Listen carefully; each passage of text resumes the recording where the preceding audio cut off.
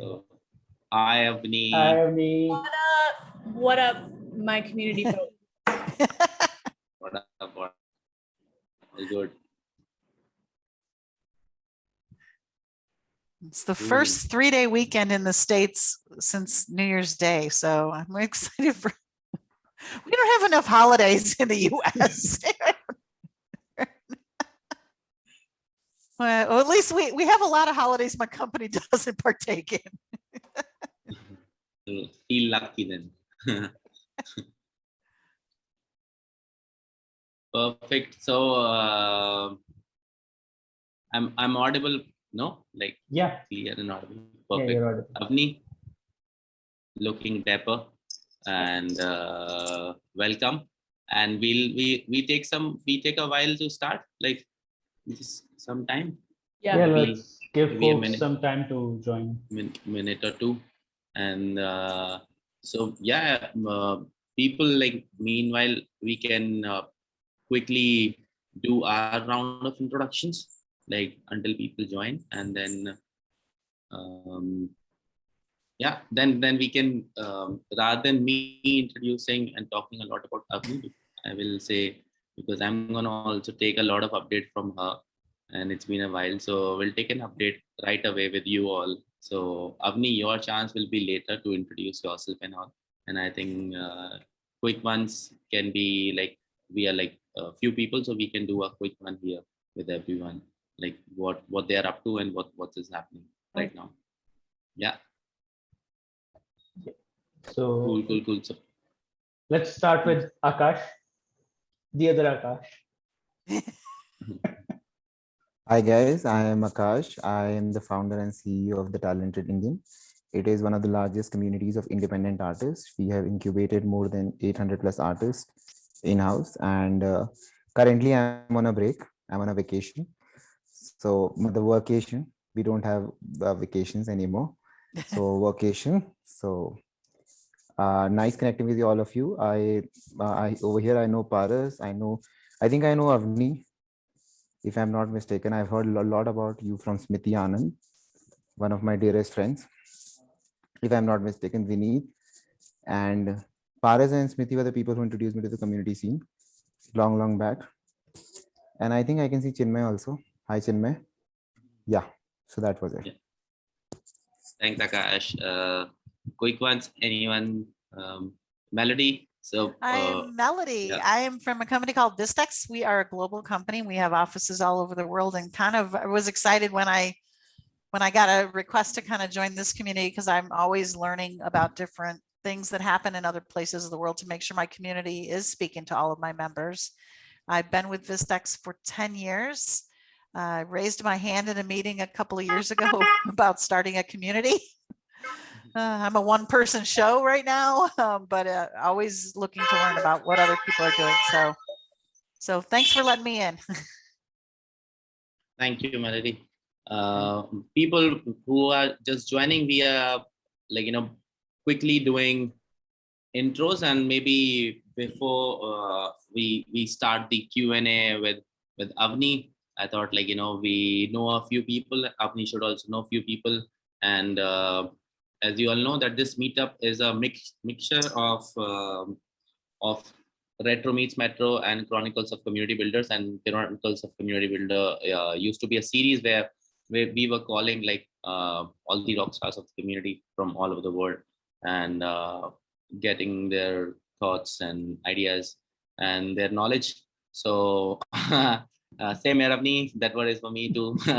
so we all are more retros, and very few metros are here. Like, I see Akshay from some metro store, and so yeah, I think this meetup is about, like, and we have been hosting these last Friday of the month. We have been doing this, and it's been like more than 6 months now, so it feels really nice to continue this and keep on doing this. And big thanks to Akash, who's pulling it off under CFK, and then another thanks to Avni to just quickly respond to my message and say yes, that okay, Paras, let's do it. So that's really important.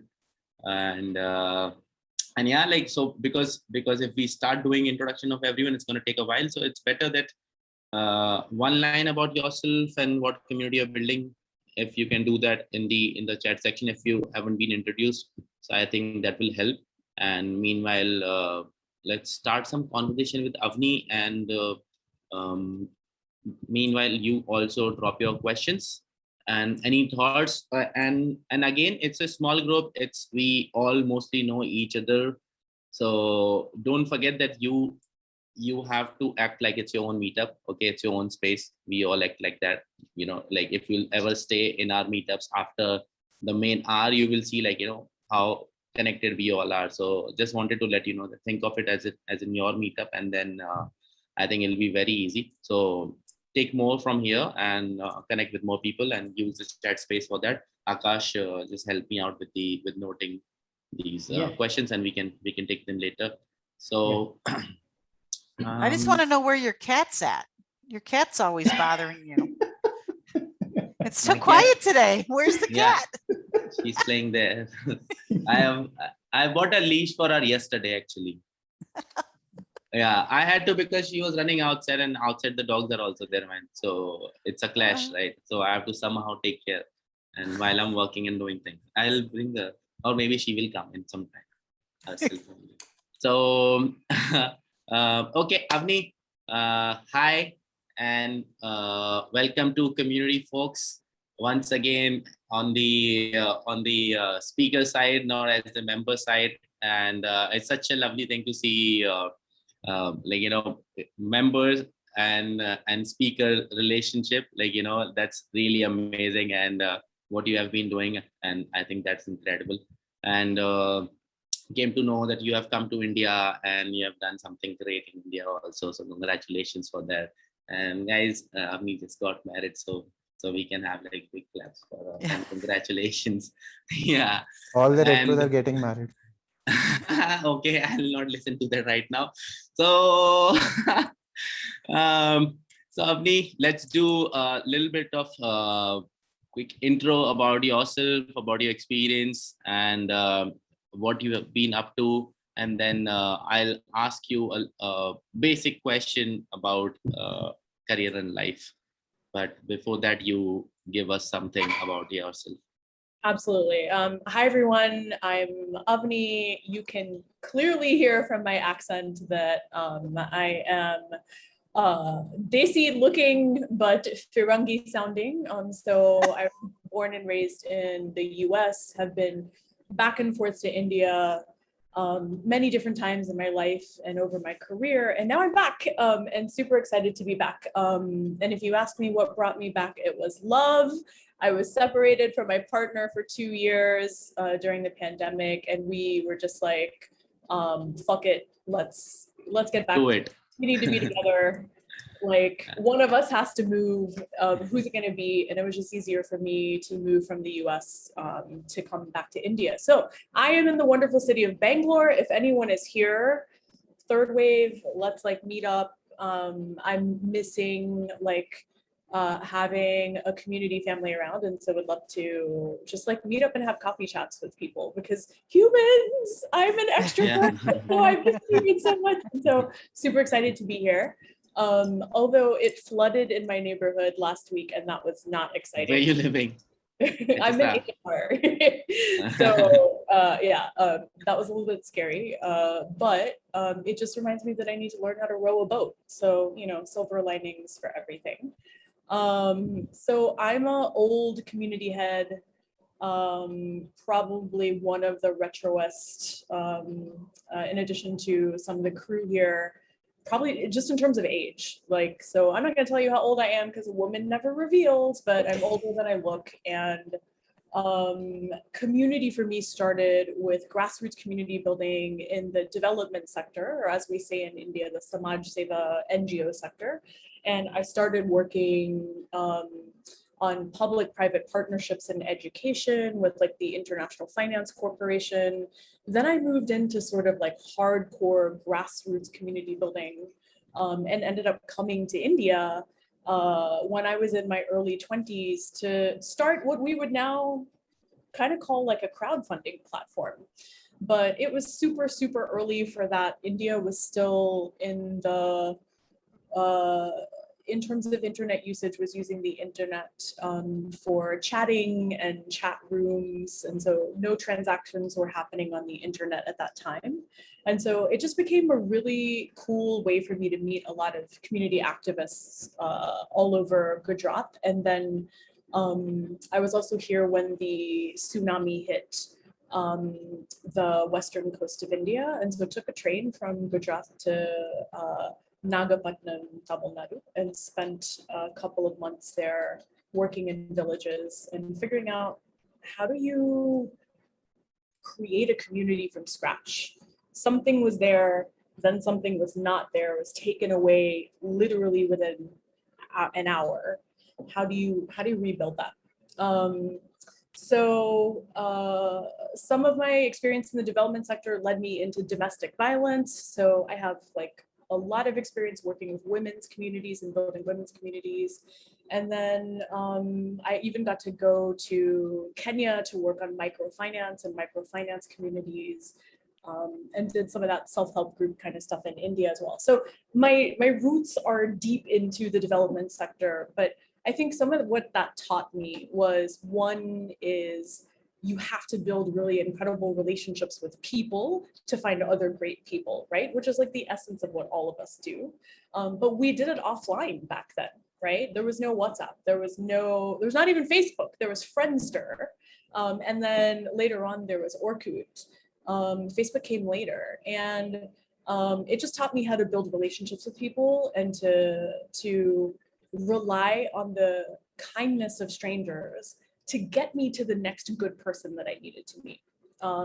As well as when building for women, I realized that this is like a completely underserved market, whether it's offline or online. Nobody's building for women. And so working in domestic violence and doing some of that stuff taught me that. So eventually I came to India, and I was working for a tuberculosis organization that shall remain unnamed because they were pretty corrupt, and offering bribes to the government and all that good stuff, with an impact investor. And during that time, the Nirbhaya case happened. So show of hands, thumbs up in your chat, in your window, if you know about that case. I won't go into details very much if you guys know about that, but I see some recognition. All right, cool.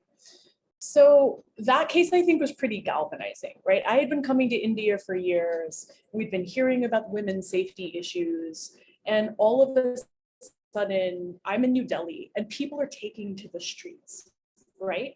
People that looked like me, people that were younger than me, college students, aunties, uncles, were on the street suddenly fighting very visibly for the safety of women, asking the question, what the fuck? So I'm gonna say fuck a lot.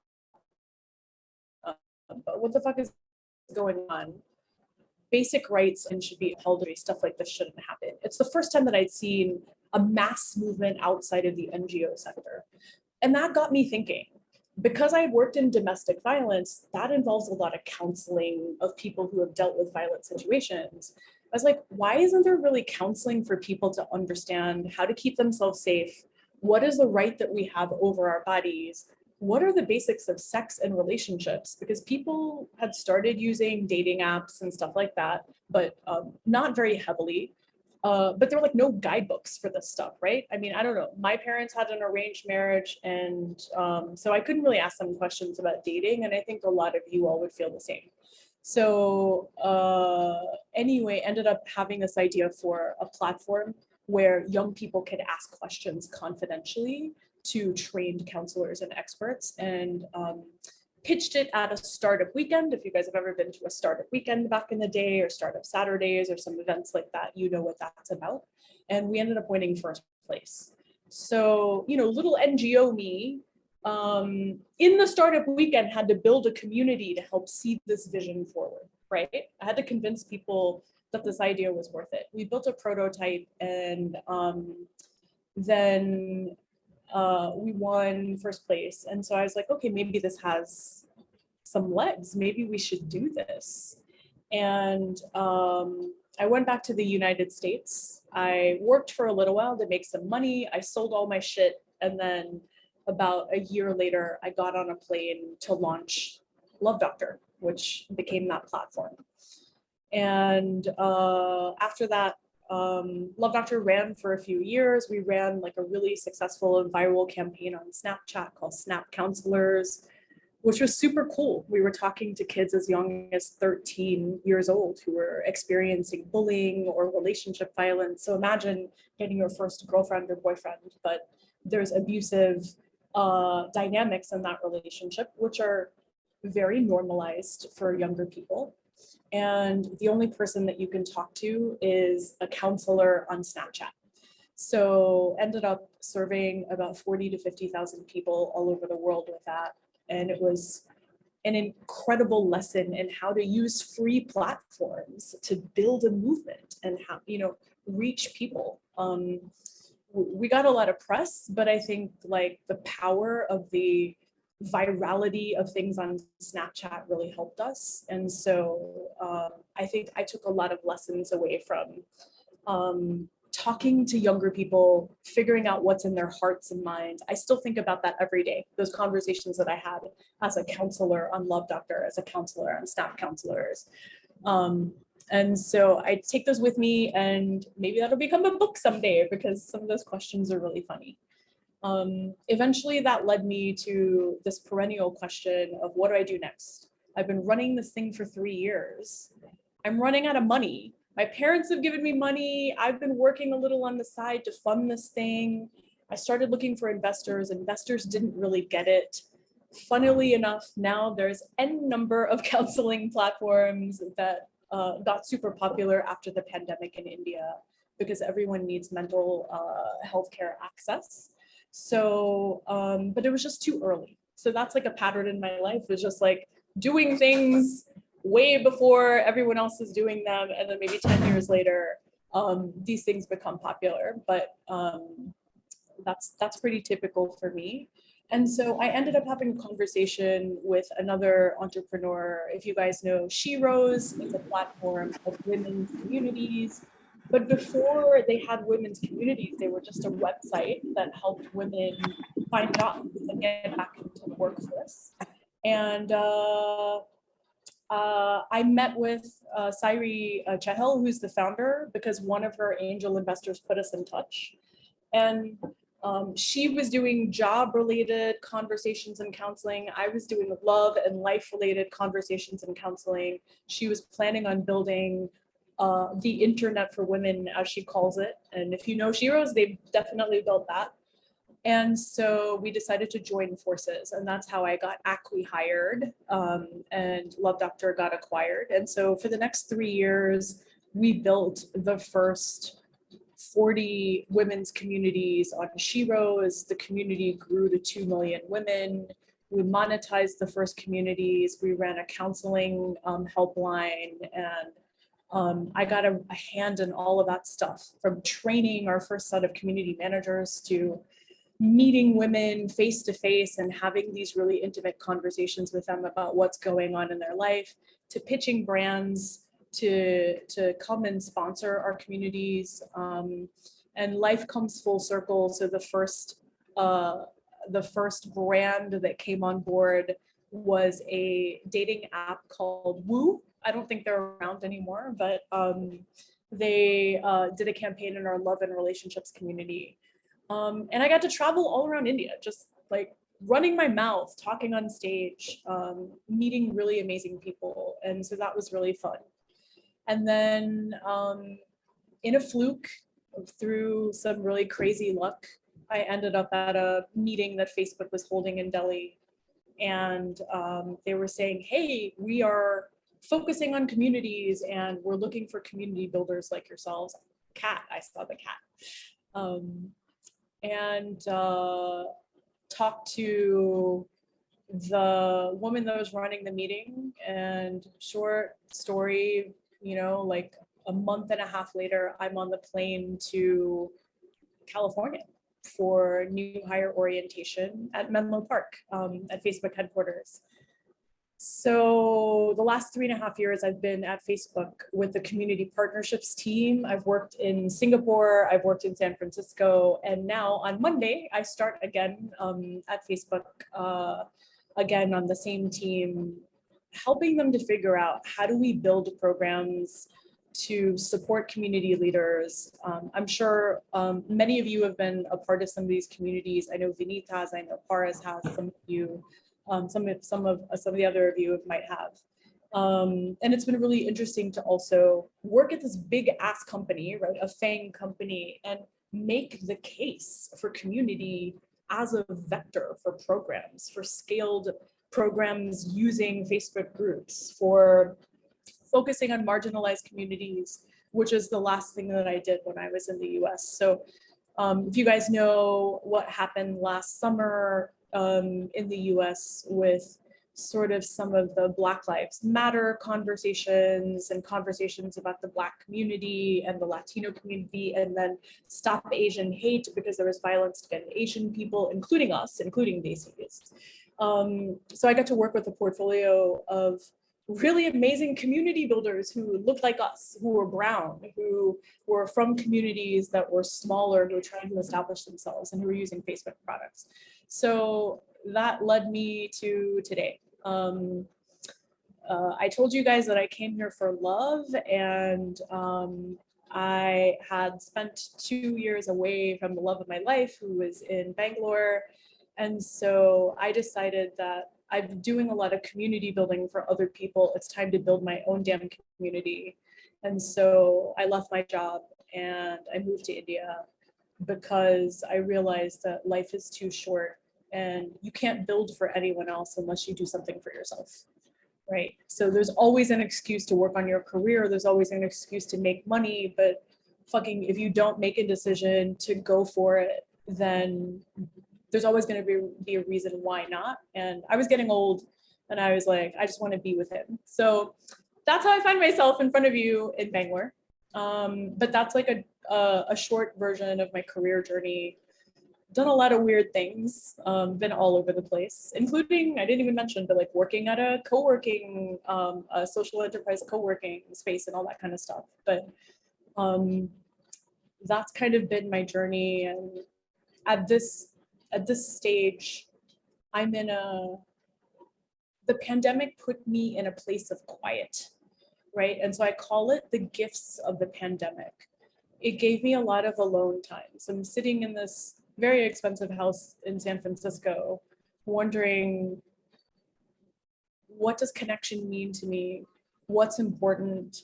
And I realized that meeting people face to face means more to me than a lot of the impact that I've had in digital community building, and that I want to go back to that. And those real relationships that you can cultivate and seed through digital communities hopefully will translate for many people, for many millions of people around the world, into real world connections. Anyway, but I have a lot of pandemic wisdom, so that's just a little bit of it, but that's where I landed. And I'm just like super jazzed to be here today. I'm really happy to learn from all of you about what's going on here, to see where you're at and how I can be of service in everyone's community journeys too. Absolutely, absolutely. What I feel is that when you said life is too short, you actually told us how to live through it.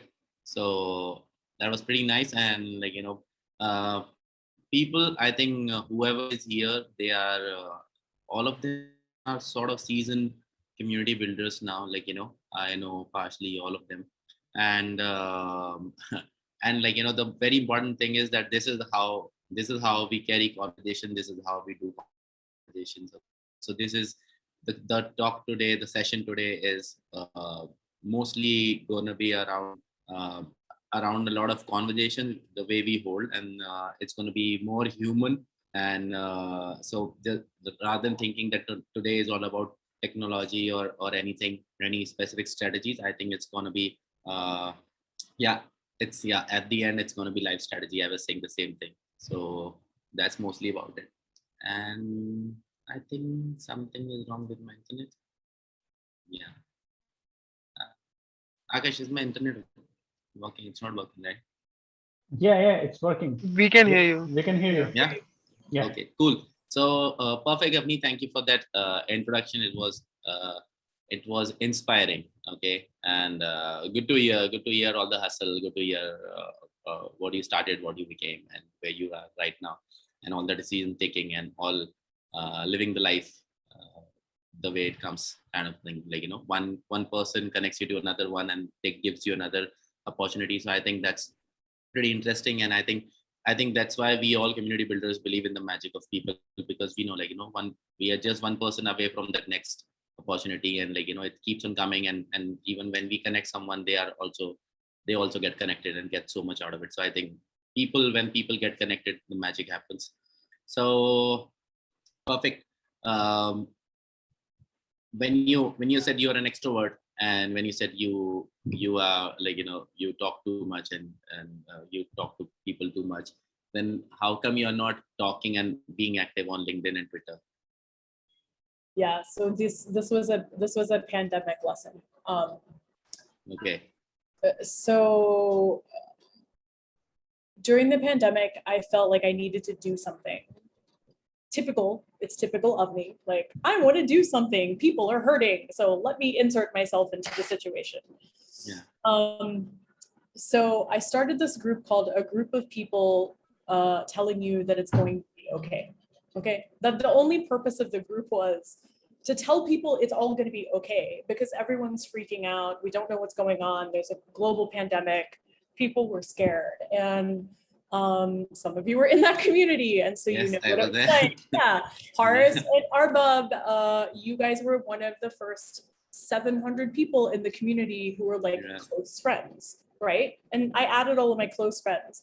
The community was very lighthearted. It was very uplifting, but I found out really quickly about the dangers of scaling too fast.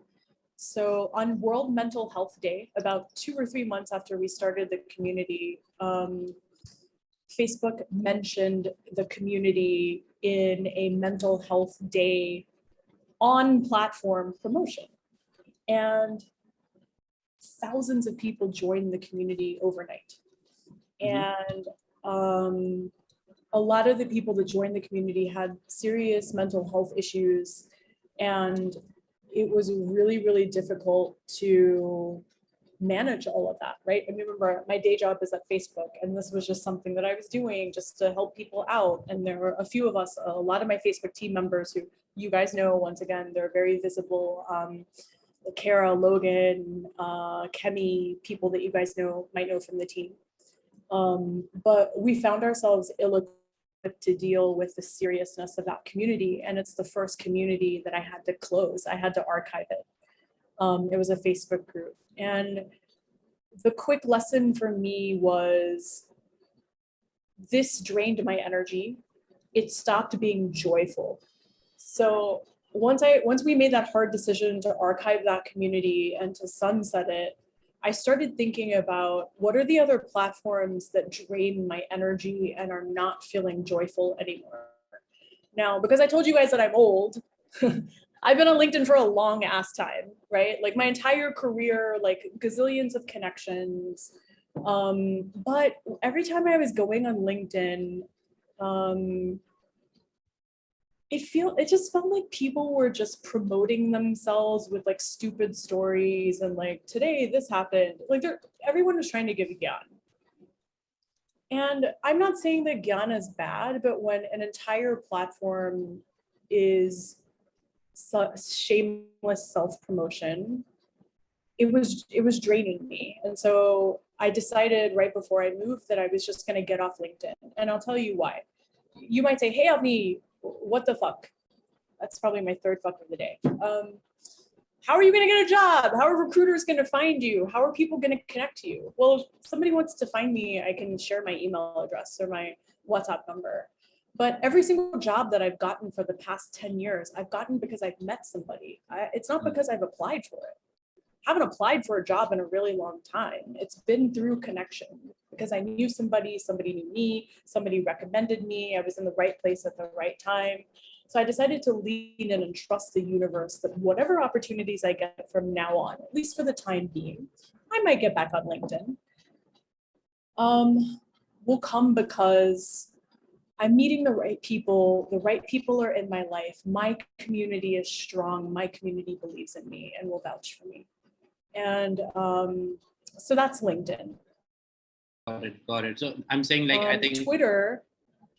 I'm saying I think only community builders, like, have the leverage to leave LinkedIn and Twitter because they keep on meeting people. But Pars, I don't think, look, if I was earlier in my career, that would have been a stupid decision, right? Unless I was like a hustler or like a really good networker. I think because I'm at the stage in my career, I'm the age I am, I know a lot of people know how to find me. It wasn't as scary, but I definitely felt more peaceful because, I think like the dopamine hit that you get from checking some of these platforms every day, even if you don't have a reason to check LinkedIn, you're going to log on. Same thing with Twitter, same thing with Instagram, right? So it's just about figuring out, does it serve you well, or like, is it adding to your energy? Is it taking your energy away? And if you can answer that question honestly, you'll probably get off a couple of platforms that you're on right now. The platform that the social platform that I spend the most time on right now is Reddit. And it's an interesting platform. Yeah. You guys can ask me on the side why Reddit, but I love Reddit. And my friend from Facebook is now the new head of international community there. They're making a lot of improvements and the communities go deep. That's what I love about Reddit. And so Reddit has been the place where I spend most of my time when it comes to dopamine hits. Lovely, I think. Perfect. I think I got the answer, and I was asking the same thing to everyone, like, because being in the community, it's already overwhelming, like a lot of people, a lot of relationships, and relationships moves from being a member to a friend, and then being a friend to a close friend. So I think it's too difficult to manage at a time. And then again, social media, and you have to be active on all the social medias. And if you're doing something else, if there is a side gig, you have to be working on that also. So keep producing, churning content. And I think churning content is a full-time job. It's not like, which I can do just part-time or something. So I think it's very difficult, to maintain all of these places, and requires like heavy amount of energy. So I personally also have felt that, like I'm there on LinkedIn, but it's been a while, I have not posted. So it's like that, it's been a while. I took a break from Instagram. I took a long break from Twitter. So I think it really burns, and maybe because of probably the kind of work we do, but the work we do is definitely takes a lot of energy. It involves a lot of people. Avni, let's talk about the change, okay? Like, because everyone is here, and people, the faces I can see, all of them almost, okay, Ankita, Chinmay, Arun, Shiv, Arbab sir, Vineet, Ranjit, like everyone, Akash, jo bhi log hai, I think everyone here has seen community from more than 2 years, 3 years. Some of them have seen more than 10 years. Like Arbab has been there, and Vineet has been there. So Sam, let's talk about some change. Like you coming from US, and must have, I don't know like how much you have gone into the Indian ecosystem or whatever, but I think community scene is there. Like there's an overall understanding, there's an overall hype which is going on.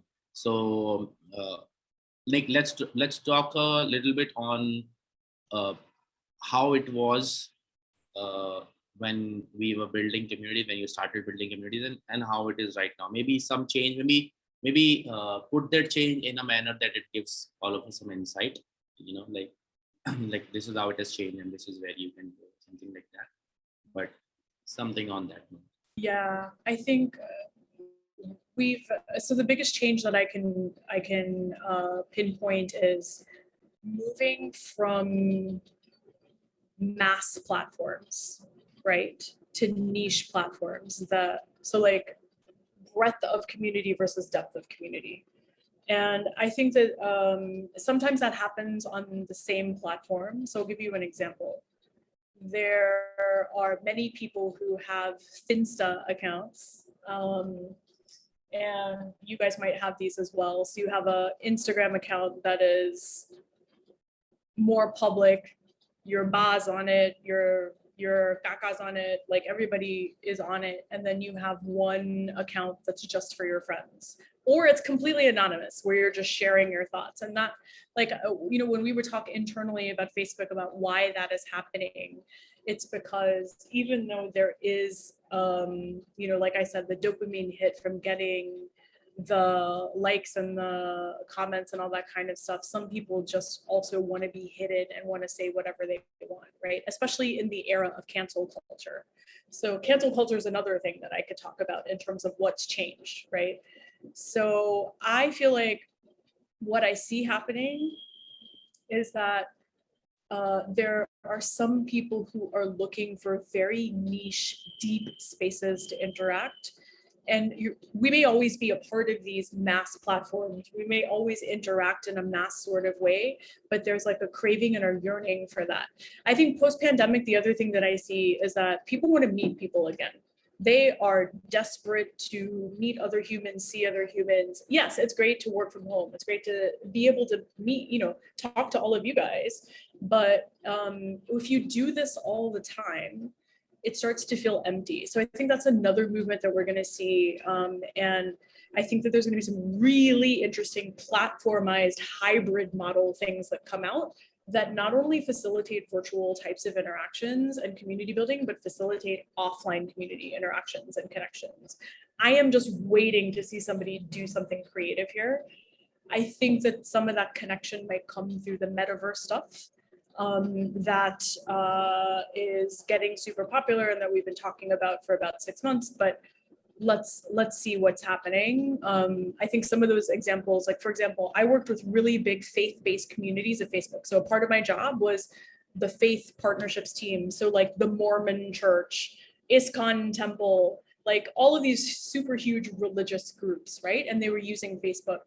What I saw was that many of them were maintaining a lot of the stuff that they were doing virtually because they had to pivot, but they were still leaning back on having people come into their sanctuaries, into their temples, because that's where the true connection lies. So I think like that's another thing that I see that is changing. The third thing, as I mentioned, is cancel culture. So we're in a precarious time where we're almost forced to be super visible. And as community builders, some of us are behind the scenes, but a lot of us are voices of community. A lot of us on this call are voices of community. We're very vocal, we're out there, people know us, and we are like the quote givers, right? What's going on with the state of communities in India? Well, 5 people on this call have given really excellent quotes about that over the past year, right? There's a big ass report that talks about that. So, but we live in a time when if you say something that people don't like, it can erase you off of the face of the earth, at least for 6 months to a year. And so that makes community building very risky. Right. And so I think that there's like a risk mitigation type of thing that's going to be happening very soon for community builders, because we're going to be held accountable for things. We are already being held accountable for the things that happen in our communities. I can talk about how Facebook works and how the strike system works. And those of you that run Facebook groups know that sometimes you'll get a little message saying your group quality is low because somebody posted a picture of something or whatever. But this extends to all different types of platforms, right? So I think that that's another thing that I'm seeing. And I think fourthly, 2 days ago, I got to talk to Quora's community management team, and they're having a lot of conversations internally about community building and dealing with a lot of similar issues that all of us have dealt with. And I think that like we cannot ignore communities that are non-English communities. Like local language communities, especially in markets like India, there's so much to grow there. There's so much depth to be had. There's so much money to be made. And so I can see a movement into moving into those communities. I can see really amazing content creators already creating content for these communities, but there's like not a really great community container to hold them. And so I think we're going to see some innovation there really, really soon. I know some people are working on this. I know there's some platforms that are there, but they haven't gone mainstream. And I think like lastly, everything's starting to look like TikTok. YouTube's starting to look like TikTok. Instagram's starting to look like TikTok. TikTok is starting to look like TikTok. Basically, every content creation forward community platform is copying TikTok, and for the right reason, because TikTok really understood the formula for getting people visible. And so we might see a change in algorithms in terms of the way things are ranked, content is ranked, discoverability is had. You might have seen some of those changes come out on Facebook already. You're probably going to see more. But I think like TikTokization of content is not going to go away. I think this is it's here to stay because they hacked something and they hacked it well. The flip side of that though is the burnout of us, the burnout of our community of community builders, the burnout of content creators. I think this is a huge mental health issue, a wellness issue that is coming to the surface already. We're already seeing it. There's already creators that are burning out. I've burnt out several times over the past 2 years. I'm sure some of you guys have burnt out. You're losing energy, you're losing steam because unfortunately, a lot of what we do is emotional labor. It's not compensated fairly. And so, I mean, yes, we could get paid really well, but sometimes that's not the compensation we need. Sometimes the compensation we need is rest. So this is another thing that I see that is, I think this is like, there's going to be a pandemic of burnout amongst our ranks. It's going to hit this year because all of us grinded like for the past 2 years. And so we need to be able to figure out how we can all heal together. I said a lot, so I'm just going to pause. These are just... No.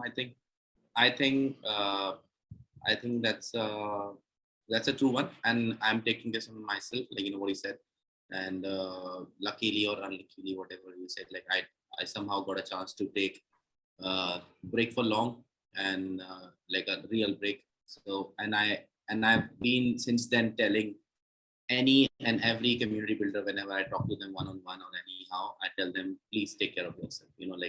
Like conversations, relationships, managing people, it actually burns if you're doing it to the core. Maybe not today, but it will do tomorrow. So balance it out. So it's really, really important. So completely agreeing to it. Like the way it is going on right now and here and there. And the last question was again on the social media platform and having a presence. And now so many community platforms coming in. So I think it's going haywire, and it's gonna somehow burn us because we are the CEO of those platforms, right? However we take it. So I think it's very, very important. And talking about the same, a lot of platforms and this and that, just social media. Let's talk about community platforms also. I think I remember in 2019 when there was no wave of community. It just came in 2020. I was making a list of community platforms and I still have it in my laptop only. And I think they are just 40. In 2020, it was just 40. And I think at the end of 2020 or maybe the start of 2021, that went to so almost 200 platforms were there by 2021. And now I think it must have crossed 400. So what are your thoughts, on this new community platforms coming in? Is it happening in the right direction? And do you think there is a need of such platforms? How honest can I be? Yeah, and I think Vineet just pointed to something like that is driving some of this, is like people see quick wins or they have this illusion of success, and these KPIs getting hit, right? 30% down now for community. And a lot of the platforms are selling that. A lot of these new platforms are selling that kind of stuff. So for me, I feel like, okay, I'm gonna say this is controversial. Yes, you can hack platforms all you want. There's always gonna be a better way to build the mousetrap, right? So some of these new platforms are super cool. Like, for example, I wouldn't necessarily call them community platform, but like event platforms that came like that skyrocketed out of the pandemic. Like, you know, CMX uses Bevy. Bevy is okay. I've used it a couple of times. Airtable is really cool. Like Airmeet's really cool. Not Airtable, Airmeet. There's a couple of others that have just like really gone deep. And I think like each one of them has their pros and cons, but you know, unfortunately, the cost of moving somebody to something new is really high. There's always going to be this like customer move cost, customer acquisition cost, especially if you're business-led community. And so you always have to factor that in. Yeah, there's going to be a better mousetrap, but if you don't have a cheap way to get people over to that new thing, it's not just even about getting them to that new thing. It's about teaching people how to use it well, right? So that is always, I think, the rub here, because you have to factor in like, am I going to be able to teach people how to use this effectively and in the best way to build deep connection, or is that going to cost me more time and energy? So I think like that's one thing that I think of. For the new platforms that are coming up, I've been exploring some of them, but a lot of them are super cool. I think they're super cool for niche purposes, right? So I think that like people who are out there creating platforms need to understand what the use case is. You can't be everything to anyone anymore, nor does everybody want to be everything for anyone. But I go back to the energy draining thing. A lot of them just drained my energy. And maybe it's because I'm, you know, like I'm getting old in my years and it just takes me a long time to figure out how to use new things or whatever. But I will say that I'm still really fascinated by Discord and Twitch. And there are some Web3 platforms that are super cool. So like some of the stuff that's coming up that are quasi metaverse, like VR chat, I mean, which is like full, you know, you need like Oculus set or whatever to use that. I have a couple of friends that are right now, they have launched a like India-Pakistan solidarity initiative and called the Metaverse Solidarity Collective. So I'll drop the link in the chat in a second. And they use a Web3 quasi-metaverse platform to get people from across the border to talk to each other. So essentially it's like a platform, I forget what it's called, but basically you have a little avatar and your avatar can move around this virtual world. And when your avatar gets close to somebody else's avatar, you can talk, you can video chat. So you don't need a full VR headset to be able to work it, but you get the sense of spatial movement as well as the sort of like the feeling that like we're getting using Zoom. It's just a little bit more dynamic and you can design the virtual world. And so they're using this as the platform for connection, for the solidarity connective. And I think like that kind of stuff is really cool to me. How can we feel like we're in a room with one another without having to put on this clunky ass headset? I have an Oculus sitting in my cabinet. Am I using it? No, because it fucking makes me dizzy. And I feel like a dinosaur when I have it on. And I've already like banged my arm on something trying to play Beat Saber. So yes, it's good, but like it's really impractical, right? So until the device can look like these glasses, I think we're a little bit farther away. My other opinion, and I have a very strong opinion about this, you could probably tell from my energy, we're not going to use this. Desi people are not going to, that whole headset thing is not accessible to us. So I love these quasi applications like the one that the Meta Solidarity Collective is using. I think it's accessible for us. I think it's accessible for India, for Pakistan, for Bangladesh, for the entire African subcontinent, because we are the markets that matter, right? So we've got the most people, we are now the markets that matter. And so I think this stuff is going to be increasingly more important. So yeah, very strong opinions about that kind of stuff. But in the nutshell, I think that, yeah, VR entry cost is way too high. That's why like full headset, I don't think it's ever going to come here unless you're super, super privileged, but like absolutely the way that you can enter into a chat room and your little avatar moves around, I think that's super accessible for us, and we'll see that really soon. You know, when I start to see like my helper, some of my friends start to use some things like that, I think we're about a year away from that mainstream. But I'll drop the meta out and see what they're doing using that platform, and create an avatar and just go talk to people across the border. Are very interested in having community leaders and community builders be a part of this. And so imagine if we could have conversations with community builders in Pakistan, it can be really powerful.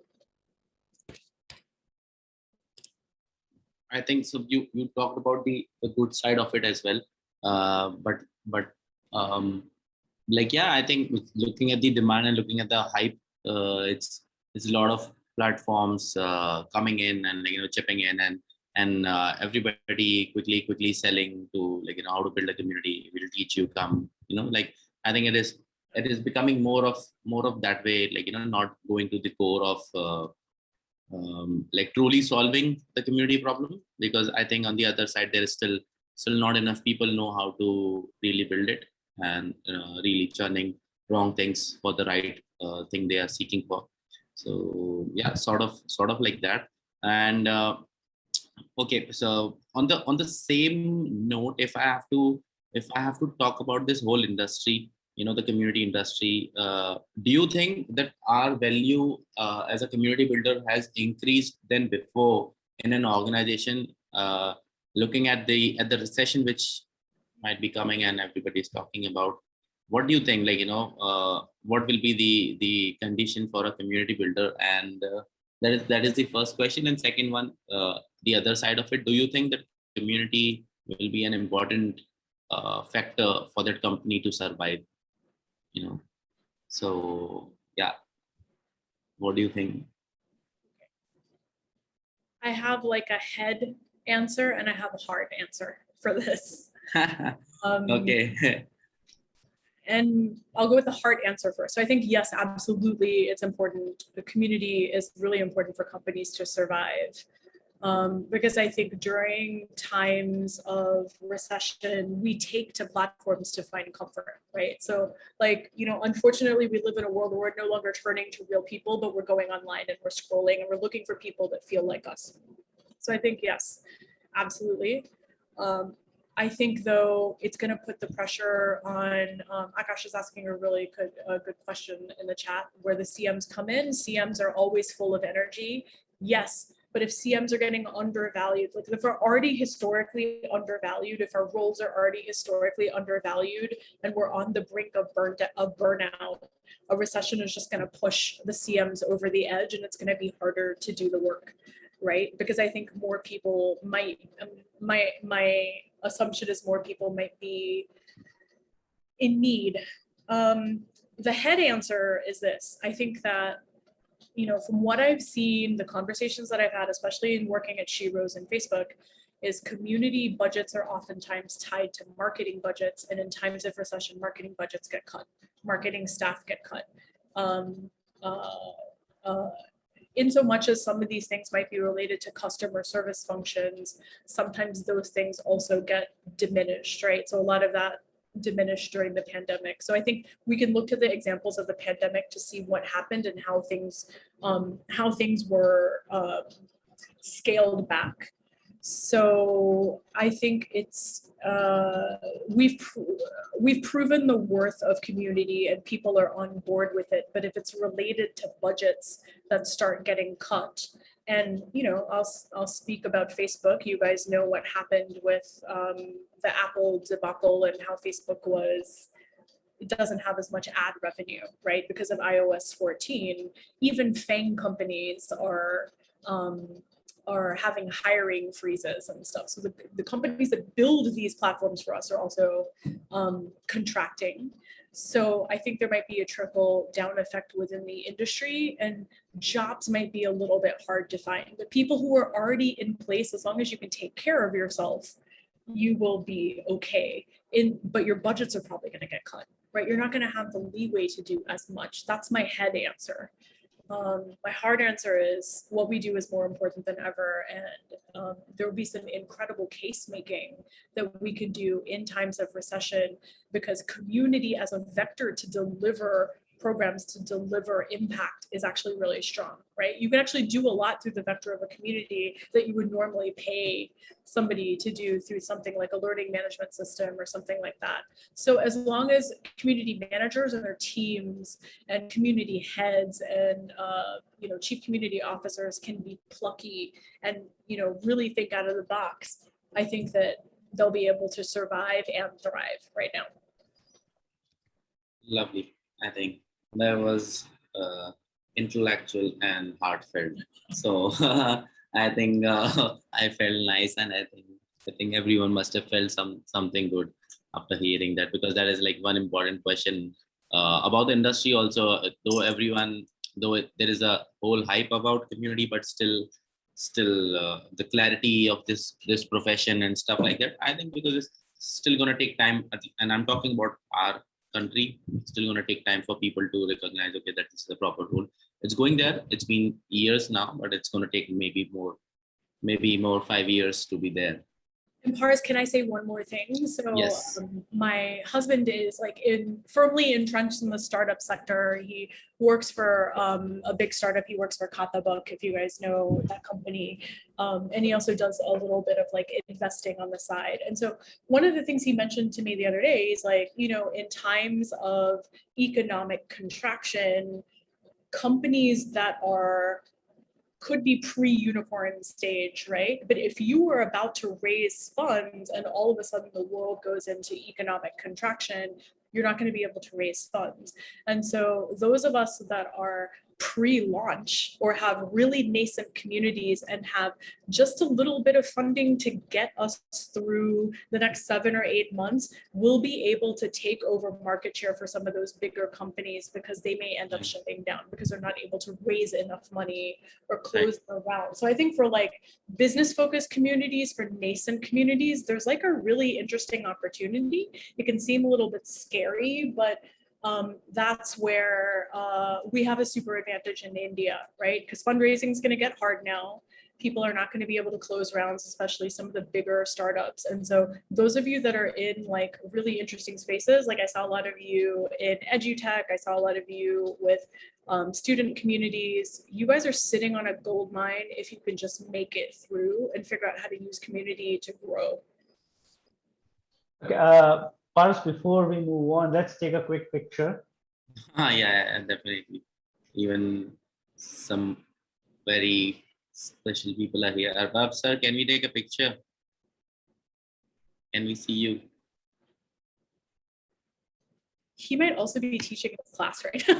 Yes. I know, because he said that he'll be coming. I don't know how. Will I not get a chance to talk? Huh? No, not get a chance to talk. We're just finishing and then we will start. So before that, let's take a picture, and you don't see here, okay? You look in front, you're driving. Yeah, right. Take it. Ready? Yeah. 1, 2, 3. 1, 2, 3. Wait a second. Okay, who's taking? I'll take it. Anuj, Ranjit, can you turn on your camera, please? Yeah, if it is possible, I'll take it. Okay. Dropped out. Okay, cool. No worries. 1, 2, 3. Is it done? Yes. Yes. Thank you. Thank you, everyone. Thank you. Okay. I'm sorry, can we take one more? I just joined in. I was not at my place right now. Sure. 1 second. I hope you guys can see me. 1 second. I'm just. No. Anuj, right? Yeah. Yeah. Yeah, now we can. Where? Come on, Akash, man. Wait. Akash, will you take? Do it. Go on, do it. 1, 2, 3.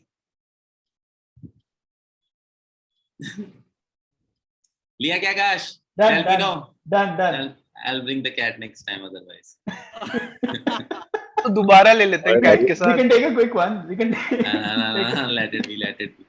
let it be. Hamlet is driving. I don't want him to get into any mess. Hamlet's like rolling in the car right now, looking super cool. Oh, yeah, listen. Yeah. Wait, Hamlet. Wait. The time is coming. So the thing is, like, everybody is a community builder here, and everybody is like full of conversation. It's a Friday evening as well, and I know that. Firstly, You see my enthusiasm, right? yeah. I'm shouting, but I have not missed the program. You will not, I know, and we soon all of us are meeting in Bangalore also, maybe next month. So Yes, right. So okay, so keep all the energy for that as well. Like, we Paras will keep saying this. So no, like I'm promising you that next month for Paras, we sure. are meeting on 11th June. Whether you are coming to Bangalore or not, we are meeting on 11th June because 11th June? and I are here. Okay, cool. Then 11 June sounds like only believe You him have to shows you decide his ticket. Done. ठीक है. We'll talk about it. Firstly, Avni, I think formal closure दे देता हूँ conversation को. Okay, and then because I told you, like, this session was all about the mix of both, where we talk with the community builder and where we chat also as Retro Meet Metro and for thing. And Avni, maybe you have joined for the first time, but these, like, I think throughout the month, this is the only call I have been taking because I was not working.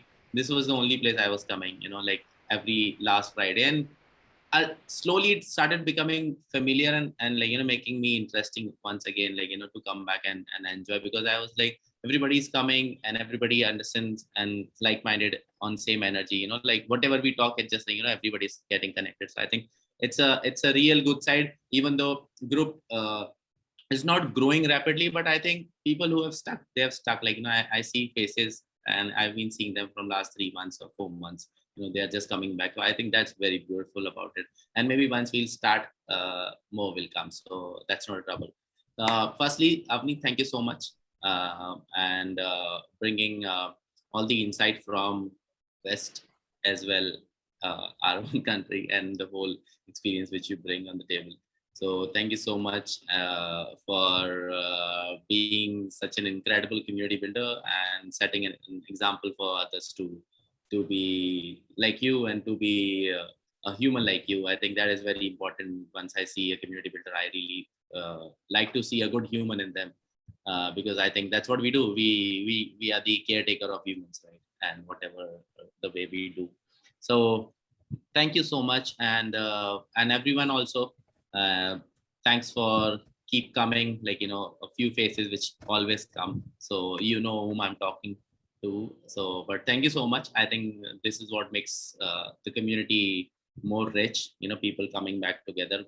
None of us are friends before work, and but still everybody's coming and, like, still here. So I think that's more interesting to see.